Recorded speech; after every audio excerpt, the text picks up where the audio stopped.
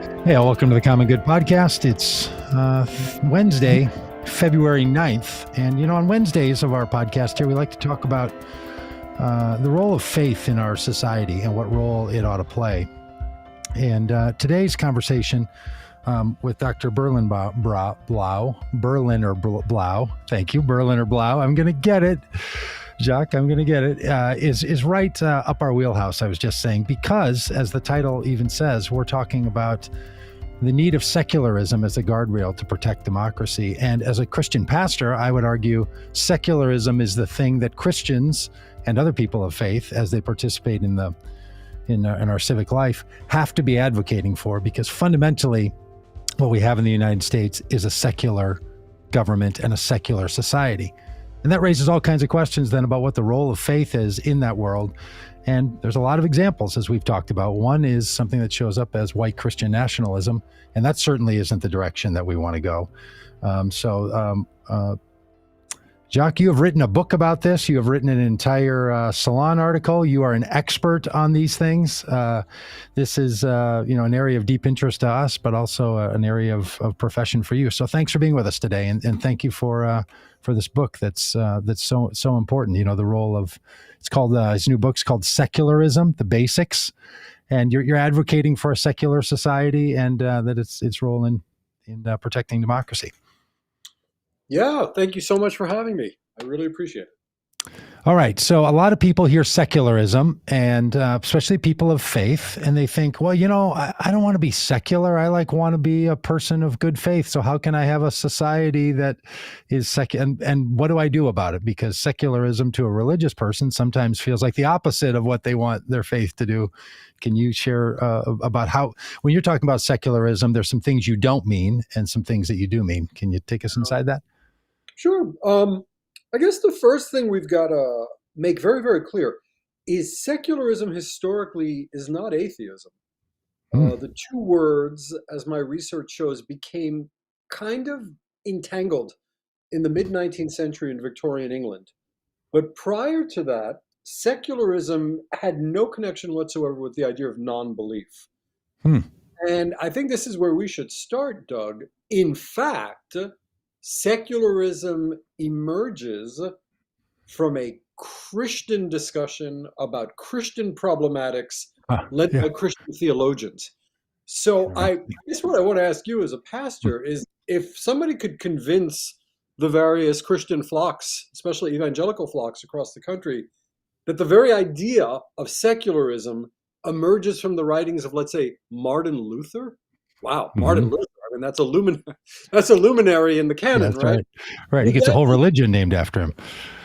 Exactly. Would that make it easier for secularism to go down? So I'm going to ask you that question. The fact that secularism has religious roots, is that in any way something we could use to help ease the fears of so many religious communities that secularism is malign godlessness or some such thing? Yeah, I would hope for, certainly would for Lutherans, I guess, and other people from that tradition. And I would imagine you can find people, as you probably have done, in many of the Christian traditions who would argue for this, because it was the vantage point, right? Like, in one way, you had religiously motivated peoples connected with secularly motivated peoples, trying to say, could we imagine a different kind of society that becomes the United States? Like, is that possible? And the thing they agreed on was, well, we're not going to have the government be our religion, and we're not going to have the government be our dictator of our faith. That's this sort of core principle of freedom to express religion or not religion. But then a lot of people don't know how to separate their personal belief in life from their civic life.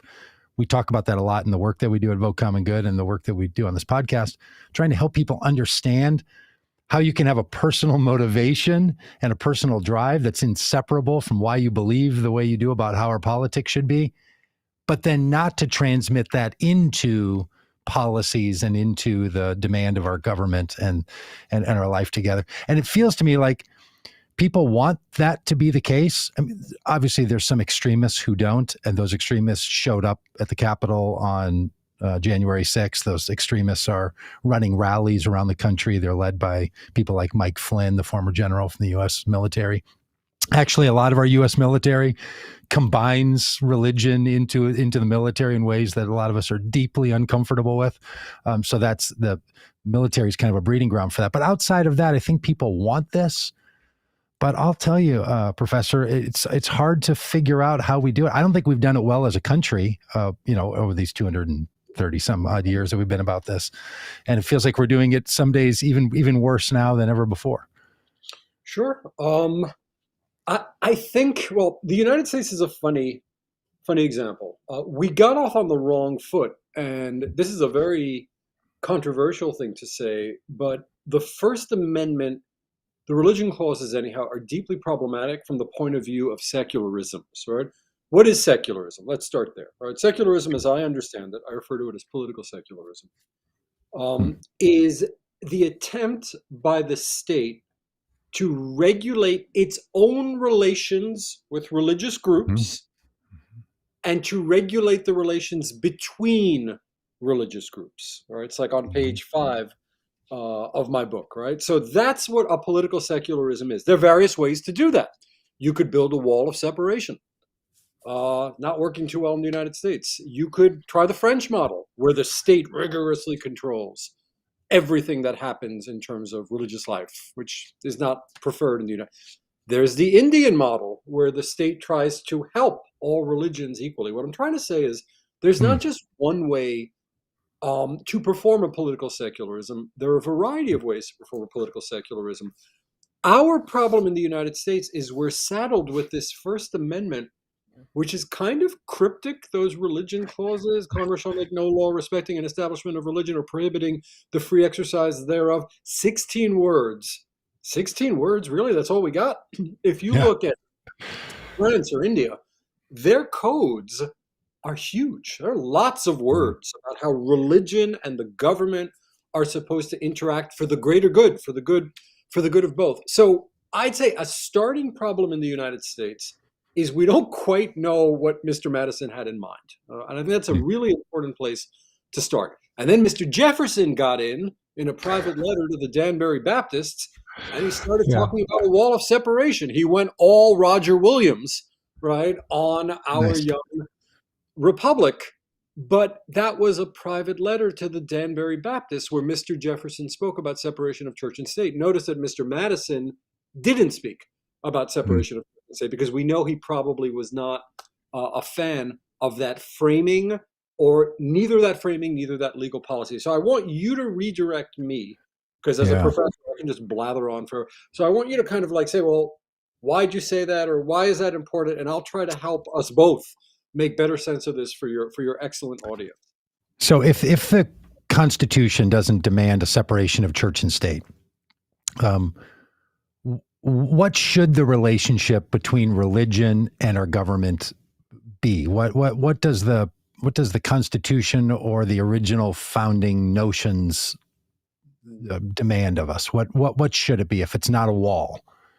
The scholars tell us that opinions varied, and I think that Hmm. is correct. That where George Washington stood is not where Thomas Jefferson stood. So Jefferson and Madison are outliers, by the way. Uh, They're taking the most radical edge of the European Enlightenment. They're reading John Locke, right? But they're standing in places that, let's say, Washington or even Ben Franklin or Hamilton, they're not in the same space in terms of their thinking about the proper role of hmm. religion in American public life. So we have a very muddled foundation. We have very few words to go by. And another important issue is basically everyone is white and Protestant at the time that they're pondering this through, right? There are very few Catholics who are discriminated against, very few Jews. All persons of African ancestry are enslaved, or most are, and completely denied their civil rights, and women can't vote, right? So when we try to build Hmm. a coherent secularism from our founding documents, I Okay. think we are greatly, greatly hamstrung by those factors. Okay, so if we can't get to call for a secular society clearly from the founding documents and some shared opinion, of the founders, where should we go? How do we find that? Well, we do have constitutionally, we have a judiciary, right? And Hmm. our judicial apparatus is entrusted with interpreting the Constitution. And I would hope, I'm not an originalist at all, neither as a biblical scholar nor as a political scientist.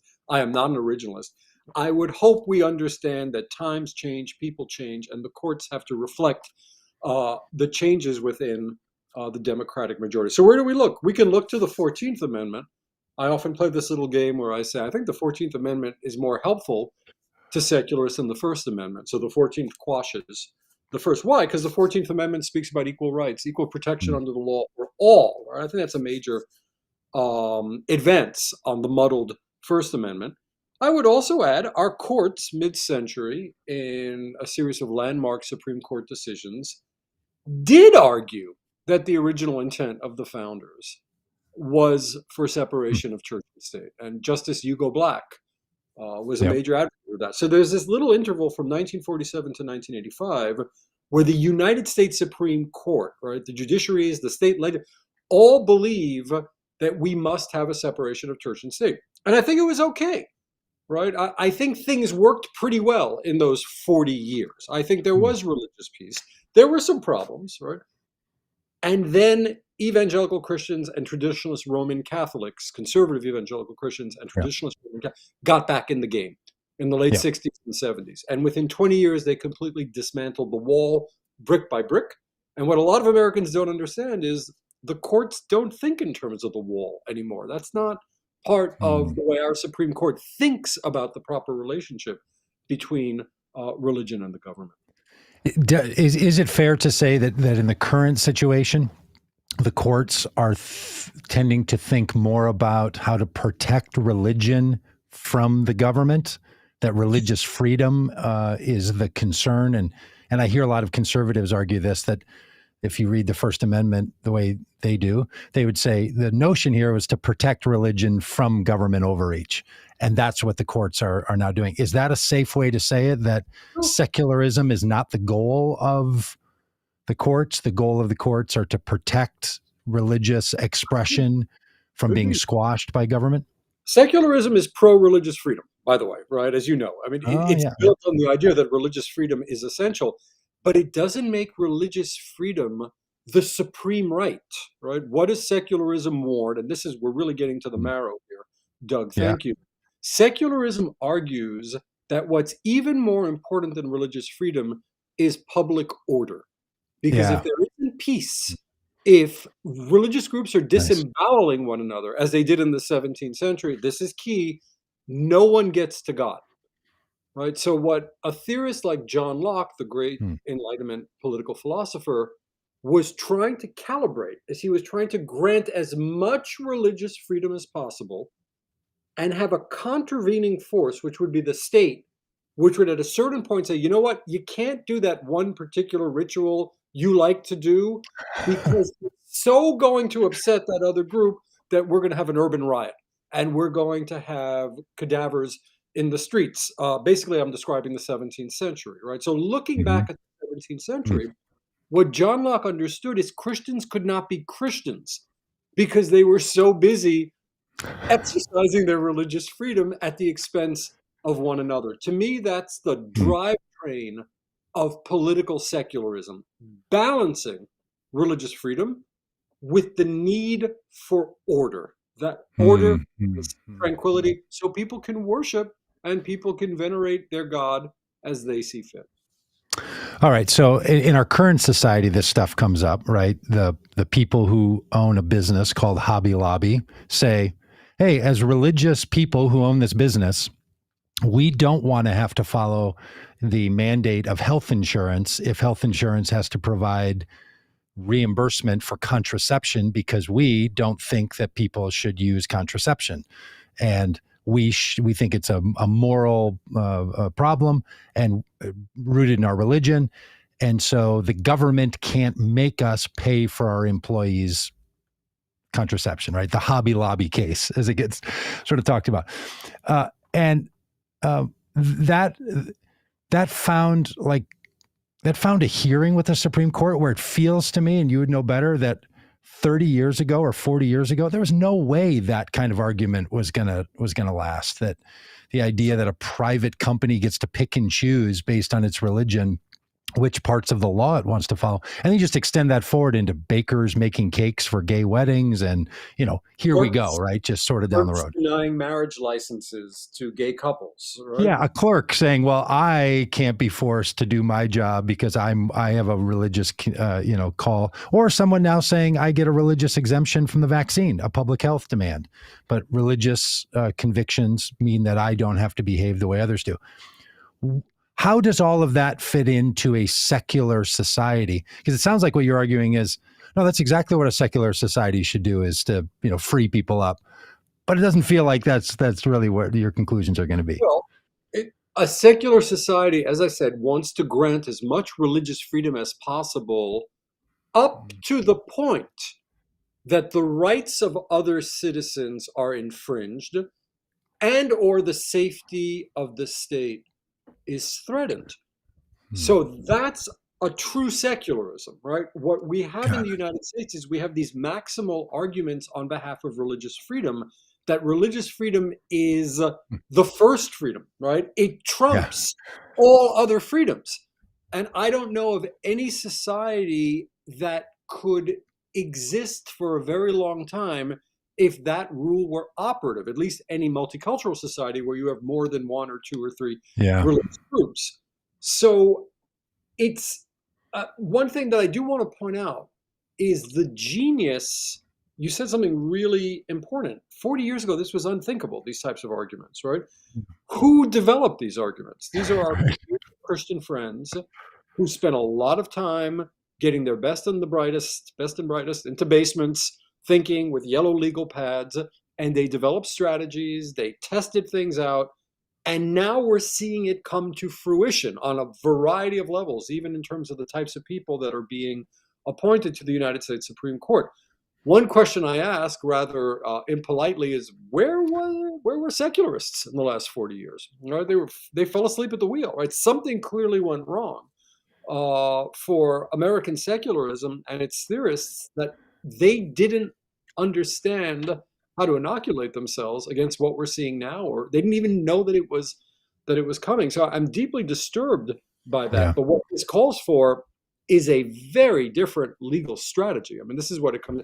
Secularism is a barrister's paradise. It comes down to the minutiae of the law, right? People can talk about it. It's really about what happens in case law. And either secularists find strategies that can repulse this maximalist conception of religious freedom, or we're in for January 6th is going to look like I don't know, nursery school, right? Unless we get control of these maximalist religious freedom arguments. Yeah, and I do want to go down that route with you for a bit here in a minute, but I want to follow up on this notion that I've had for a while, that I could say it in two ways. One is that secularism is not a very good organizing principle, or better said, that religion is a really good organizing principle. And so you end up with a benefit on the religious side and with a deficit on the secular side. Do you think that's true in your experience? Do you are around a different Oh, crowd of true. people? Maybe? In fact, the final chapter of this book is called "Love the Referee?" Question mark. Secularism is like a referee. When you watch a great sports match, a football game or a soccer game, how you only comment on the officiating if it's bad. If the officiating is good, right, you've just enjoyed a great game. So secularism isn't a movement per se. Yeah. It's a way of regulating relationships that doesn't have that many natural adherents. It doesn't have a constituency. But you know who always likes secularism, Doug? Religious minorities Yeah. love themselves. It doesn't matter where they are, right? So Muslims in the United States love secularism, don't like it that much in Pakistan, right?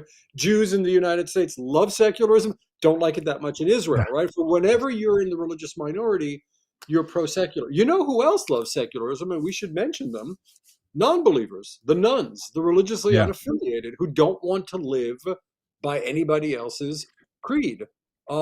Baptists traditionally were huge doctrinal fans of Hmm. secularism. The Southern Baptist Convention went one way about 30, 40 years ago, but there still are those hardcore Baptists that agree with most of the precepts which I articulated Yeah, previously. absolutely. In fact, we do a lot of work with the Baptist Joint Commission, which is a Baptist organizing group that does this, and we put out some curriculum for churches and religious leaders on how to combat Christian nationalism via the approach of secularism as the organizing principle. All right, so every time we do one of these live streams and podcasts, and 5 days a week, somebody will pop into the chat. I'm sure they'll pop up here and just write separation of church and state. You religious people need to stay out.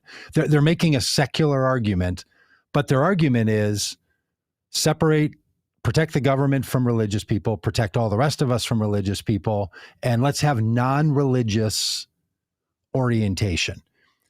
That's clearly not what you're saying. But so you want to say something about that, and then I have a follow-up question to that.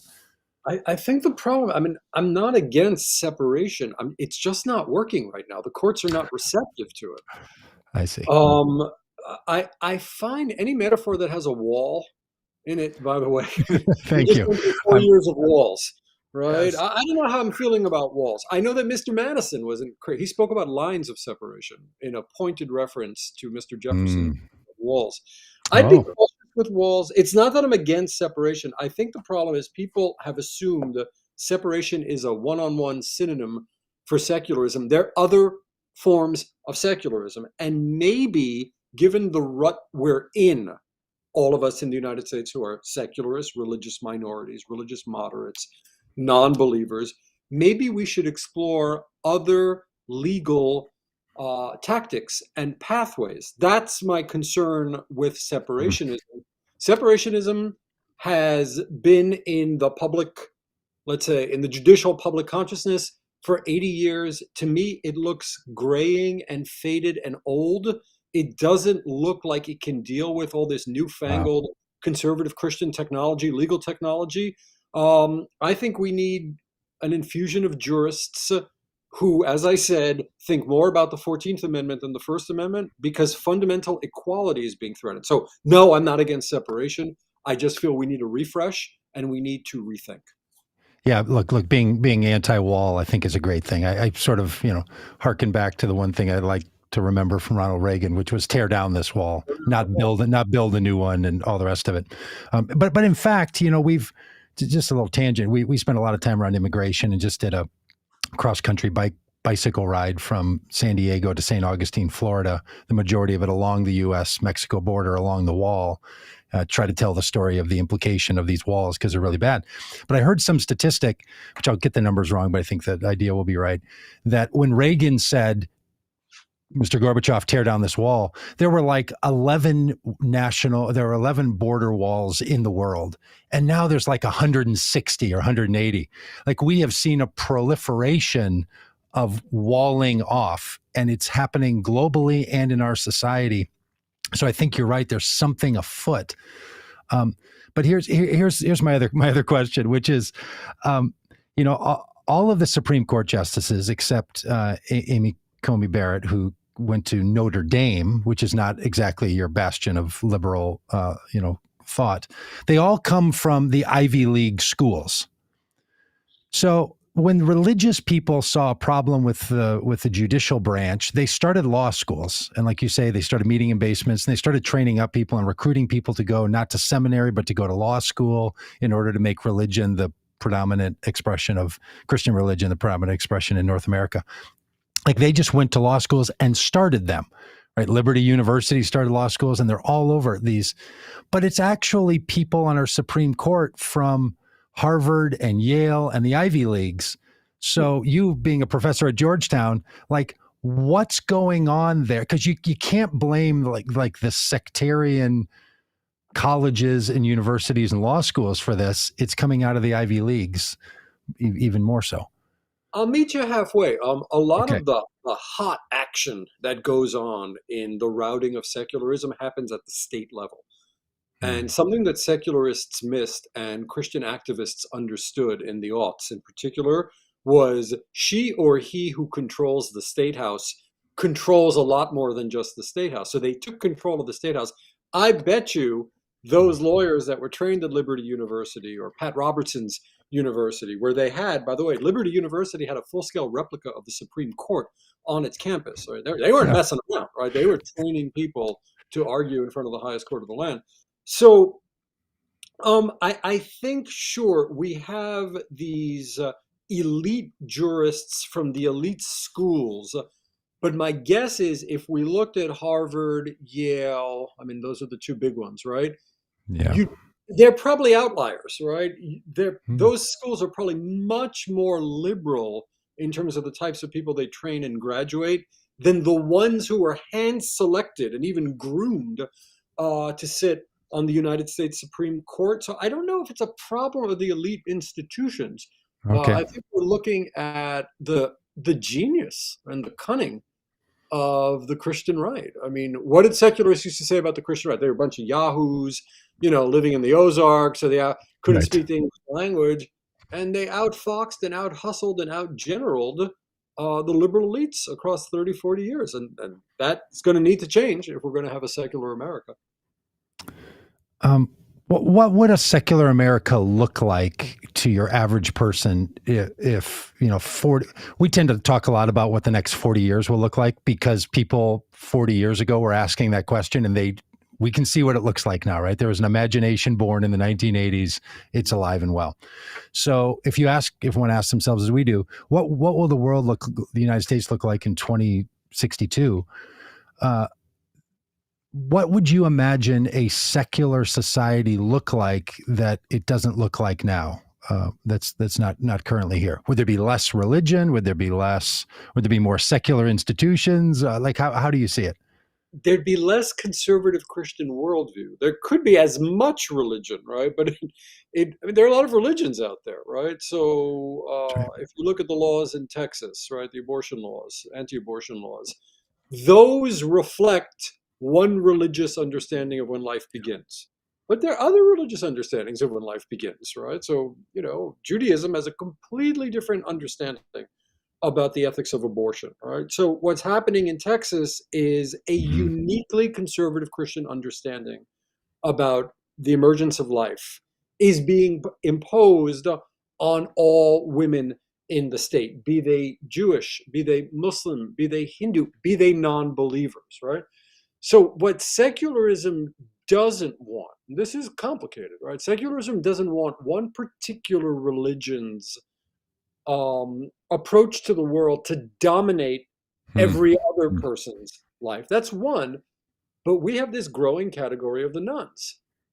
And secularism was born in a world where there were no atheists and there were no agnostics, and most people were religiously affiliated, right? Up to 30% of our country now is non religiously affiliated, right? The minority of that group are atheists and agnostics. Yeah. But secularism is going to have to think this one through. It wasn't built to think through non-believers and the non-religious. It was built to think through government and religion, the great Augustinian binary, right?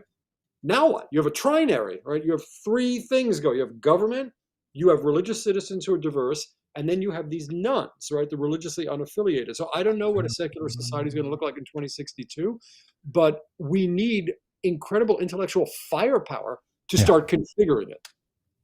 Yeah. Because I think there's an assumption that because of the First Amendment and maybe even the 14th Amendment, but just because the way the Constitution is, that it's going to borrow this metaphor of the arc of history is long but bends towards justice. Like, hey, it's ultimately all going to go this way because it kind of has to, because that's how it's set up, and we'll have some backward steps along the way, but it's a two-step forward, one-step back world that we live in.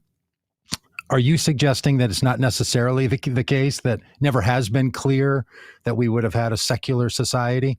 And Who would was there a time in America where it was more secular, and you think, let's make America secular again? Can you point to an again we moment? had 1947 to, when John F. Kennedy said, I believe in an America where the separation of church and state is absolute. I think it was September 17th, 1960. Houston Ministerial Baptist Association. Yeah, we had a functioning separationist secularism in the United States. It was there. Hmm. Then Justice Rehnquist shut the party down in 1985 in the Jaffrey case, where he said the wall metaphor is bad history, bad metaphor, and it should be explicitly abandoned. So there were better iterations of Hmm. secularism in the United States. But wasn't that the same period where like churches were doing better than they are now? I mean, I spent a lot of time in the church world, and while Interesting, isn't it? Yeah, Isn't that fascinating, right? Yeah, that's right. I because see we where you're know, going. Yeah, you know where I'm going, right? We know that a lot of people in the pews don't like the politics, right? They come for the healing, they come for the yeah, spiritual refreshment, for the therapeutic joy of being in community. They're not coming for culture war scrums, which is what they're getting. And all the research mm, I've looked at suggests the growing religiously unaffiliated are completely disenchanted with the politicization of usually Christian churches. Right? That's where the bulk of these folks are coming from, right? So Christianity is doing itself no favors long term by pursuing this aggressive political agenda. That's not what church should be. But you nailed it right there, Doug. Right? Church mm. attendance was more stable. People, there was higher weekly church attendance. There was higher dues paying membership at the Yeah, time. And now the Christian churches in the United States hemorrhaging, yeah. are hemorrhaging congregants, right? There's a reason for that. And in that same period, a lot of us who sort of track back and say um, there was a there were some cultural decisions and cultural language shifts.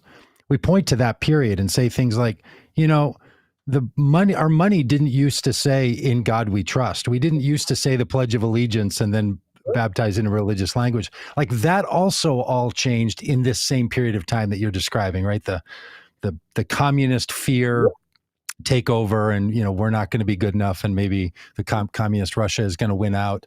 Like that anti-communist, therefore anti-God, meaning secularism argument is what fueled Exactly. this huge like movement. So if that was the period that you're saying uh, it was going well, it also looked like the period. It looks like the period that laid the groundwork for people to just believe that we should be baptizing all manner of things and launching presidential prayer breakfasts, and that just happened this last week. And all of these things are like they root back to that period of time. Yeah, they do, and there have been innovations. Like I remember in professional sports, there was a hard wall, right, between being religious or showing your religiosity. But I remember that first football game between the Giants and the San Francisco 49ers, where they told the NFL they were going to pray at midfield. And they did, right? But to me, what's funny about that is if you look at the famous iconic image, Doug, there are a group of players praying at midfield, and way off in the corner, that safety for the 49ers, Ronnie Lott, is punching a member of the New York Giants in the face because down the field there was a fight. Ain't that America? Right? But That's so much has perfect. seeped into our culture that was simply unthinkable 30, 40 years ago, right? Religion is seeping in, seeping in, seeping in. Careful what you wish for. I always tell my Christian friends, careful what you wish for. Because at some point, some of the old animosities are going to come to the fore. I mean, how long can evangelical Christians and Roman Catholics hold hands on every imaginable social issue? There are clear disagreements there. So right now, strategically, there's a partnership. How long can Mormons and evangelicals make common cause on everything? They can't, and they shouldn't. Right? There's no reason. But politically, they're aligned with one another. Right. But what's the next step once those groups come to power? Well, I think you're right, and I think that if the Supreme Court makes drastic changes to Roe versus Wade, that will do two things, in my view. It will push the argument from the federal judiciary into the state legislatures. So now you're going to have every state making its own rules, and all of that animosity that's been at the federal level is going to move into the states, which is going to be really just make state politics very difficult, because most people who are state legislators, it's a part-time role, right? They do something else. They're not professionals. They're going to get hit with lobbyists at a professional grade. That's going to make things very hard. But I think it's also going to take the wind out of an awful lot of the joint commitment that evangelicals and conservative Catholics have had around determining when life should be granted to a fetus. That's been Or the glue that's been holding that consortium together for the last 40 years. I mean, they're natural fissures, right? Death penalty is going to be a big problem. And then once Mormons and evangelicals find one another together, jointly ruling, co-rulership, there are going to be problems there. They're going to be Yeah. huge. And then everyone's going to be pining for secularism. That's honestly what I feel like. Remember the good old days where we didn't have, I hate to religious violence in the streets, because that's the next stage. 20, 30 years down the road, yeah, and if it comes down to a state by state basis, and Utah proclaims itself a Mormon state, what would stop it from doing so? And South Carolina proclaims itself a Southern Baptist state.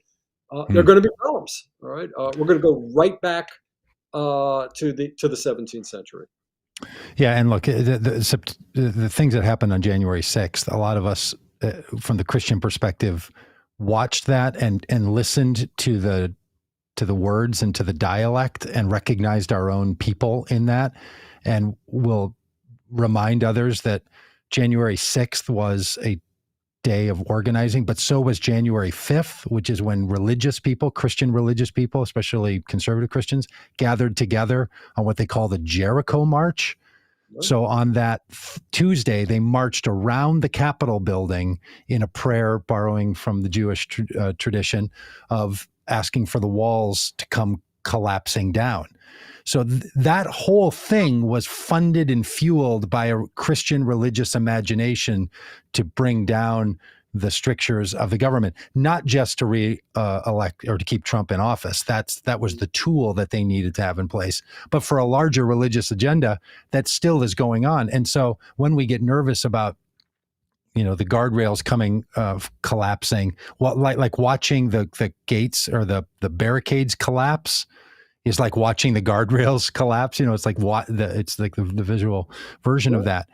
So what do we do? Okay, if we can't go as far as 2062, what can people who want to be engaged in this, people who identify their faith as important in their life, those who don't, what can we do and be about here? And obviously your book is meant to be, it's meant to be a helpful piece on some people getting back to what the basics of secularism is. If it's not anti-God, not anti-religion, not atheism, but something more traditional to the American experience of this, what can people do? What do you advise?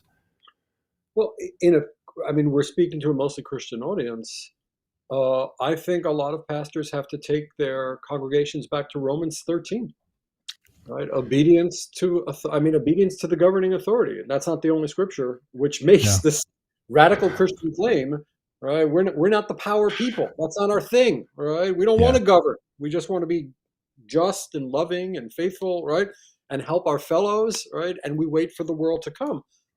So I think there's a lot of pastoral work that can be done on the grassroots level of going back to original scriptures and pointing out that these Jericho marches are something frightfully opposed to some sections of Christian scripture. And within the scriptures themselves, there are arrows that point to the Christian value of secular governance. Is there anywhere in the world where you've seen a version of secularism that looks sort of hopeful for what the American experience could look like, or are we too peculiar in this country as a country and a government to really borrow from another place? Strangely, Uruguay. Uruguay, yeah, the more you read about Uruguay, the more fascinating it becomes. I'm not an expert on Uruguay, but I just couldn't believe what I was reading about the level of religious peace, right?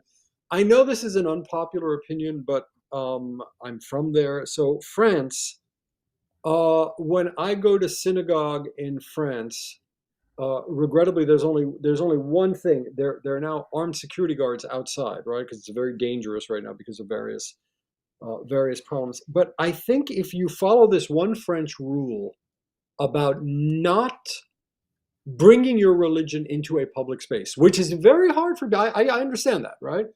But from the moment you agree to do that, there is a tremendous degree of freedom of conscience and free exercise. They're not the same thing.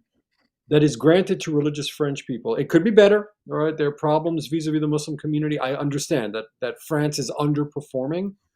But I've always felt that if you did French laïcité correctly, right, and laïcité is a version of secularism where the government really controls religion, but it acknowledges there must be freedom of conscience, there must be free exercise, and there must be equality. I think that can work. France of late hasn't been a role model. I want to be the first one to say that, right? But a version of laïcité where it's unambiguously clear the government is the government, full stop, and there are hard lines that religion cannot cross, can work if it's done judiciously. And then there's secular disasters. I'm the first to tell you. I mean, USSR, disaster. People's Republic of China, disaster.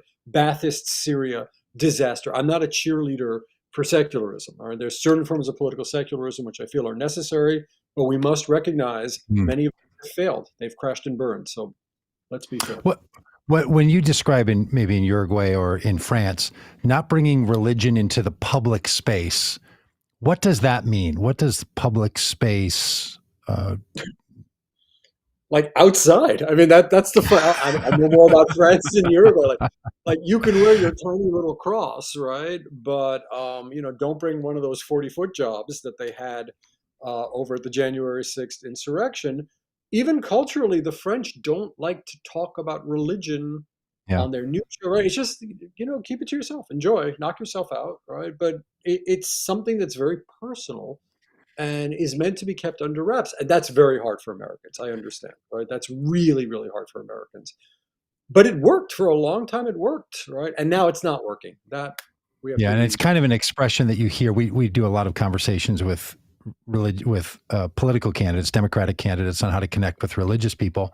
And curiously, one of the things we say to them is, look, you have to find a way to connect with these voters that's authentic. And for a lot of Democrats, the sort of John Kerry or John Kennedy approach to being, at the highest level is to say, my faith is private. It's not going to have anything to do with what else I do. Like, this is between me and my God and my doctor, right? It's just going to stay away from all the rest of our public life. That hasn't gone well in America, That's what Obama understood. Obama blew that up, right? We Yes. worship an awesome God in the blue states, right? So, and then in his The Audacity of Hope, he took some, I think, cheap shots at secularism, the S word, right? He took it out. Okay. I think Democrats have to go to that 14th Amendment, and they've got to understand who they're speaking to. They are speaking to a lot of mainline Protestants, right? Mainline Mhm. Christians. They are speaking to a lot of liberal Catholics. They are speaking to a lot of religious minorities, be they Jews or Muslims. And I believe those folks are less interested in the personal faith stories of these candidates than Yes. learning precisely how these candidates' policies will prevent a Texas from occurring again, right? That's what they That's want to right. hear. And I don't think the Yeah. Democratic Party has really shown good leadership on the issue of church state. Really, it's been a failure since about 2008 forward. It was the Yeah. values vote when they lost in 2004, and everyone was like, "Oh, you lost because of the values voters," right? Yeah. They went into panic mode, and they went into a type of reversal, which I don't think did well for the party. I don't think it was good for the Democrats, but maybe I'm Yeah. I would read it the same. I would very similarly that's, um, boy, there was something in there I was thinking about how this had gone in the past, and I was going to ask you about it. All right. So if people pick up your book, what kinds of people benefit from your book? Are you finding? Is it group discussion? Is it individual rethinking? Is it like a mind bender for people that are like, wow, Christians. that spun my head around? Christians cannot believe the Christian genealogy of secularism. It just stuns them, right? That this is in their own scriptures. We talked about pastoral work. I mean, somebody's going to have to lead a hermeneutic circle with their congregants and say, well, Berlinerblau is either he's insane or he's right. And if he's right, maybe thinking about secularism is a Christian uh, is a Christian virtue. Others who I find journalists are reading it because there's tremendous confusion around the word secularism. Yep. So people are assuming it's atheism, and I've been saying this for years. That's just bad for atheism and bad for secularism, right? They overlap, right? But they're not the same thing, right? Secularism as a political philosophy is not atheistic. It's kind of agnostic in a way, right? It kind of says all religions are good, right? As Yeah. long as you're lawful and obey the rules, have at it. And all non-religions are good as long as you're lawful and obey the rules, have at it. It's that referee function, right, that secularism finds itself in. So those are the constituencies. A lot of LGBTQ folk Find the book Yeah. interesting. I reference LGBTQ issues pretty consistently because I'm interested by them myself. Why do they find it? Why is secularism so helpful for people who are in the LGBTQ communities or care about the LGBTQ communities? Because secularism is anti-bully, or at least it should be when it works, right? In the USSR, it was not anti-bully; it was full-on bully, right? So the type of secularism that interests me is super attuned to the pain of small religious groups, let's say Anabaptists, for example, in like the 16th Yeah. century, right? It's very attuned to sexual minorities. It's very attuned to heretics, right? So I personally have Yeah. an emotional connection to these types of folks. So this type of secularism that Okay. I'm reconstructing thinks about those folks, right, and how Right. they must feel, right? I was thinking of this story that Mr. Madison was in a prison one day and he heard a Baptist who had been imprisoned by the Anglican powers that be. And the dude was just howling. I mean, howling. And it shook Mr. Madison to his foundations, right? He Mm. thought about that juxtaposition of massive state power, this poor Baptist Yeah. dissenter in a prison, screaming at the top of his lungs. To me, that is a secular moment right there. I want Right. Americans to have more secular moments, Doug. Yeah. No, I'm with you. And it's funny as somebody who orients my Christianity around Jesus's teaching. That's sort of central to it, right? The least of these, the lost coin, the one sheep that's gotten away, the one that doesn't fit, that you can't orient the Jesus narrative that doesn't lead you to what I think you're describing as a secularism, right? When he says stuff about the Samaritans and that they're actually the good people, not the bad people as you say that they are. And in my Father's world, there's, sheep from many other pastures. Like all of that is trying to say that the religions can and do sometimes create a pain that we're called to alleviate, not called to double down on. So yeah, that's the curious part. I think, a lot of people who take their faith more seriously actually lean towards secularism. Even conservative Christians do. In all honesty, it's these people for whom their religious identity is not very well funded or very well supported, but it's a very deep identity, and they don't. I love what It's you're doing. I mean, we are finding a real synergy, right? I think I've articulated every imaginable thing about secularism except for that, right? yeah, Within Christianity, there is this love for the underdog, right? There is yeah, this love for the person, the prostitute, right? That the person who is disgraced or spat upon, right, or calumniated. right, And that is a clear link between secularism, which is born of Christianity, and the goals of political secularism today. Thank you, yeah. Doug. I Really mean, is honestly, not to get too preachy here because it's only a Wednesday, but the crucifixion narrative, as it's told in all four Gospels, shows the power of a religious group using the government to truly execute its purposes. And you're supposed to look at that and say to yourself, that system, it's going to kill the good guy. I promise you, that's the story, right? That the innocent one, what did this man ever do? Like all of that is trying to tell that story that we just see repeated over and over, and that you've said that, watch out for what you ask for. It's famous that Trump is sort of the great example of not needing to be like the adherents to a religion to get their support. Mm, It's not that he was anything like evangelicals. He just said, well, I like you and I'm going to give you what you want. It's very, very famous now that he has said to his advisors and others, give the religious Christians what they want. They want Mike Pence. I'll pick Mike Pence. They want evangelicals to be in positions of power. We'll give you Mike Pompeo. We'll give you the Secretary of Education. We'll give you a Mike Flynn. Like he surrounded himself. We'll give you Steve Bannon, who was actually a hyper conservative Catholic that's mm, attacking the Catholic Church for being too secular. That's his guy. So the subtext was, your people, you're going to get what you want. That kind of devil, it's almost like the religious community heard the temptations narrative, from the Gospels and said, well, that's a deal I would take. I'll take that deal. And they saw it with Trump and they took it.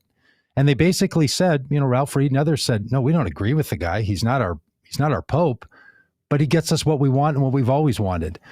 Is that the fear you have as a secularist of what will happen to religion and government? Is that they'll basically just make a deal with some particular religious group, and that's what our politics are going to turn into? I'd be, if I were a conservative Christian myself, I'd be very worried about the future of conservative Christianity in this country, because there's going to be payback, right? I mean, this has been 20 grueling years. In the last 5 years, for all who are not conservative Christians, people notice these things, right? Muslims, Jews notice it, non-believers notice it. Yeah. They're developing an enemies list, which is rather long and extensive, and the grievances are justified. Something Martin Luther King, Dr. Martin Luther King Jr. said. He didn't say much about secularism, but I found one interesting aside. He said the church is neither the master nor the servant of the state. Mm-hmm. I think that's a good position for Christian. It's a witness. It's a witness. Yeah. It's saying, no, don't do that, right? But never should the church, according to Dr. King, dictate to the state, which is precisely what your example about Donald Trump showed, right? You're the church dictating who is going to do what and what the policies would be. Never should the church find itself in that position. And I think what Dr. King was saying, because it's bad for the church, it's unchristian, and it's bad for the integrity of the body of Christ, right? To be kind of calling the shots, because that's not what the religion, according to its foundational demands. So what? I know we have to cut out here in a minute, but what is the goal as you would see it? Like, obviously you're not you're not a clergy person giving advice to religious people, but as a religious person thinks about their deep faith that they might know and understand, and it frames their own personal edicts and behavior, and they want a world that looks good for everyone. How should someone bring their religion with them when they enter into public spheres and spaces? Yeah, I like the idea of do no harm, right? Supersizing that, the idea that, you always err on the side of compassion, of generosity, of empathy. To me, those were always Christian values. Where when I grew up, that's what the Christians taught. Right? Judaism and Islam were a little different, right? They had those values, but they had other values. What I always thought was kind of neat about Christianity, as I understood that, was that love for the world, that love for people that weren't nice to you, that concern for all others.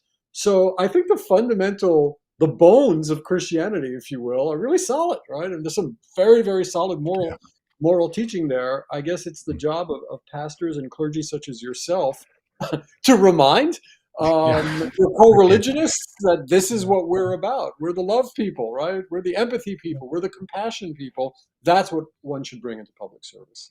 Wow, that's a great table tennis return right there. I tried to knock that one over to you to say, what would you say to these people? And well done. You put it back on all of us. Yeah. I heard someone say that a lot of Christians used to worry, 10 years ago, that people in the rest of the country didn't believe what Christians believed, and they were bothered by that. Now the critique is, well, you as Christians don't believe what you say you believe. Like, that's the problem. It's not that we're worried about if we agree with you. You don't agree with yourself. Our producer here is also a musician and wrote a song called the hymn for the 81%, which is a reference to the 81% of evangelicals that supported Donald Trump in 2020. And it's got this great line in it where he says, Dan, you can correct me if I'm wrong, but why don't you live the words that you put in my mouth? Like, what happened? Why has this gone to just bloody knuckles, both metaphorically and literally, where Christian groups are the ones funding all of this political violence? Like, it's really nutty. And I know that, sometimes religious people get too obsessed about their own reputation, and I'm trying not to do that. I don't think it's really about, does it look good on the church or not? It's just trying to show people that this isn't working well, and that secularism is something that has to be worked for and probably should be. I think, I've argued that because I didn't grow up religious. I didn't grow up in a religious tradition. I got into it as a young adult. And so every time people talk about that other kind of world out there, I'm like, that was me and my family and all the people like that. That it's that idea that you have a sensitivity to the other and to the left out and the left behind and the let down. That's the thing you're really fundamentally called to. that's sort of lost in this last 30 or 40 years of American popular culturalism. Well, Professor, thank you. This is going on and on there at the end, but this has really been great. Do you get out and about? Do you travel around? If people are like, I want that guy to come on my podcast or come to my town, or I'd love to. I love coming to American towns, right? But I do. If you go to my web page, I write about a lot of subjects, and right now I'm writing about African American Jewish American relationships, which is why I'm reading so much of Dr. Martin Luther King's work. So if you go to my webpage, jberlinerblau.com, you can see a lot of the op-eds I write. I've just written about the Whoopi Goldberg controversy. I write about secularism. I write about fiction. I'm an old school professor. I write about a whole bunch of things. Can we continue to invite you to come on when we read one of those pieces that you've got? All right, because I'd love to have you on to talk about the Whoopi Goldberg thing. If people don't know, her comments about the Holocaust was that wasn't racial. That was white people killing other white people. That's not a minority opinion. There's a lot of people who think that and have said that kind of things, and it's, I don't know, very difficult to comprehend. I would love to come on with my colleague, Professor Terrence Johnson. We co-wrote this book together. And I'm sure he would adore, as a person who feels that theology needs a larger role in public life, he would adore being on this show talking about these. So we'll hook each other up. Stay in touch, and we will do that. We'll do that. Thank you. So good to talk with you today. Sure. All right. Okay. Bye-bye. Well, that was a good day, huh? Good day around the old shop. Bye. Gotta run, everyone. I'll just you go take care of all things. All right, bye. Well, Dan, that was pretty great, huh? That was a doozy of a conversation. We had a little friends, just to give you a little insight. So we had a little glitch in our system, and we started late today, but I'm sure glad we did it because, man, that was right on point. Yeah, that was good stuff. Hi, sorry about that. Yeah, I didn't tell you were going to come on here, did I? Hey, have you cleaned up your background? I didn't do my hair. Is that piano new back there? What's going on? That's an organ. It's and I haven't cleaned up, but I've added more junk in the background. Just I love it. Getting wild in the studio. For frequent viewers, that if they can, tell us about a change that we've made from one week to the next, like what's this week's change? That would be a fun little game. I need to get a little live on air sign like you have in the background. Because hey, I know a guy in Poland you can order one from. It'll get here by May, so that's not a bad deal. The on-air one's nice. The live one is, a little more fluorescent. When I turn that other one on, it lights up. Because of the way my background is, you can't read it. But boy, didn't you think that secularism was an interesting conversation to have? Yeah, I loved that. And I loved discovering that the roots of secularism are from Christian thinkers. Like, that's not a connection I would have made. Yeah, and the idea, I mean, especially, when you think about it, you're like, yeah, of course, in the founding of this country. And it's hard to remember that Luther, even Calvin, had just the worst ideas in my view about how to make, by making a religious, community in Denmark is just terrible. But they were really struggling as minority groups because, Luther was a break off from the dominant Catholic Church. Like all of them, Calvinism was a break off from Christianity as a whole. So all of these were the minorities, and like, Jacques said, when you're in the minority, you really want this thing to not be dominated by religious majorities.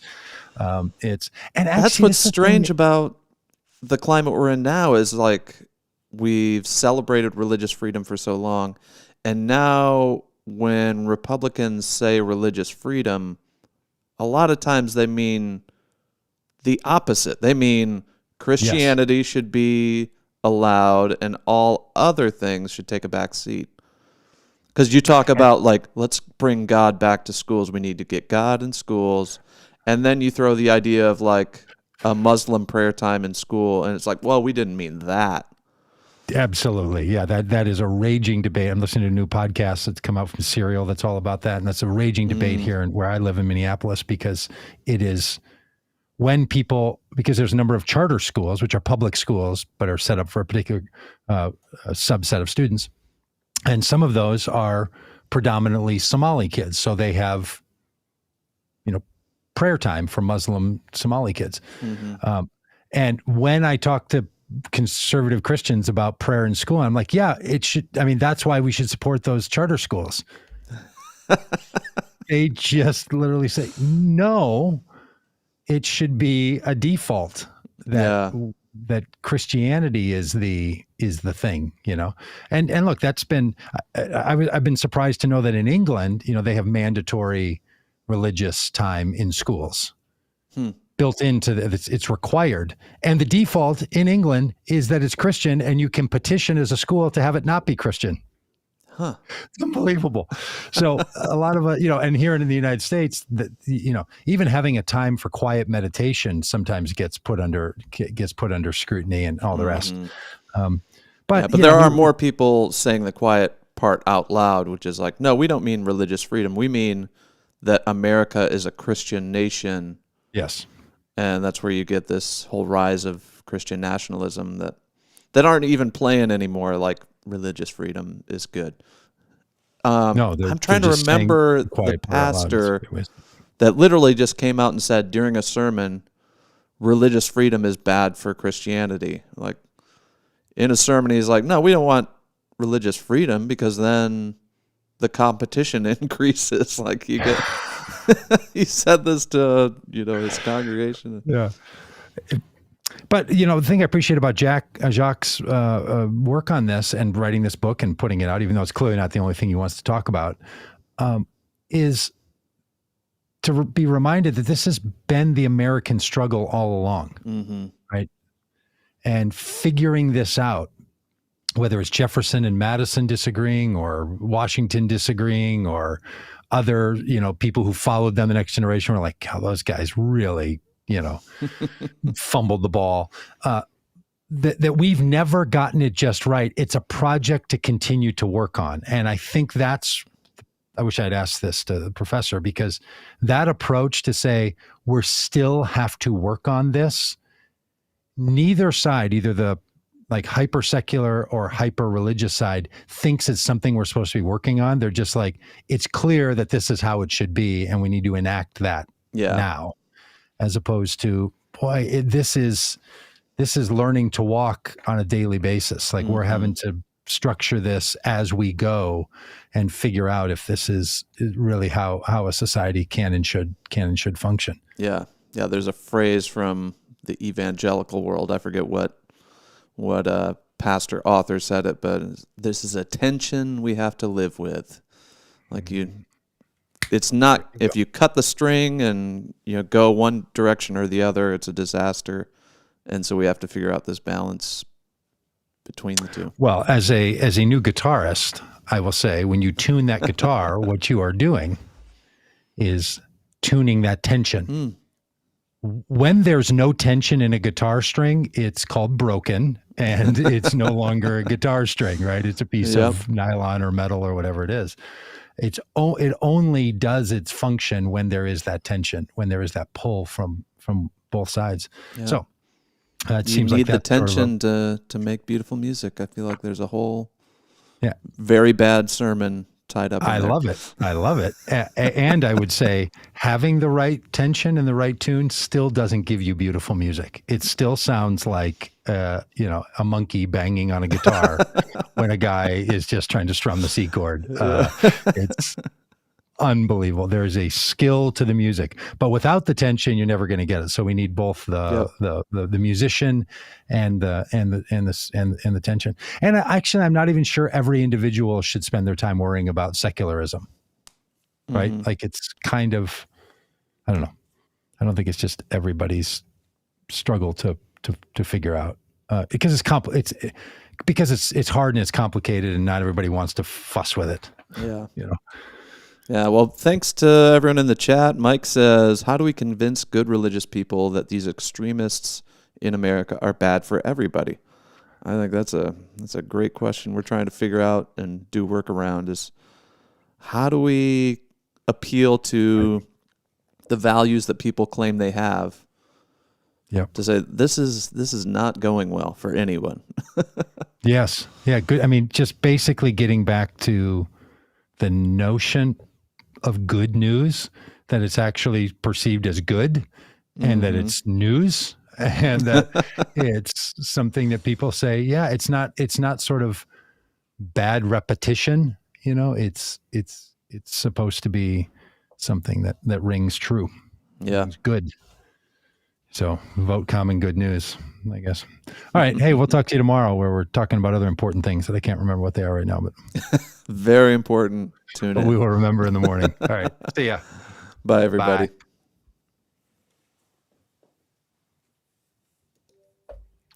All right. I'll shoot you this over. I got to go jump on a. We're still live Zoom because call. somehow my mouse disappeared. You can't make it stop? I can't. Where'd it go? What if I just hang up and just leave you literally hanging?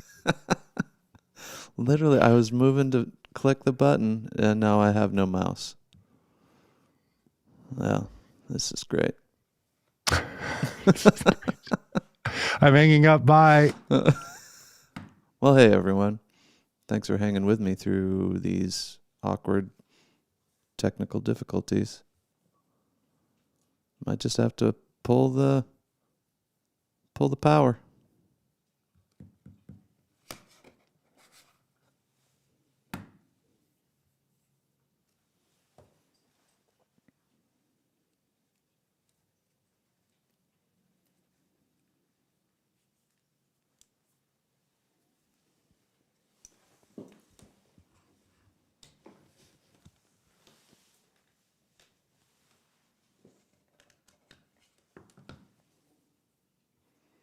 There we go.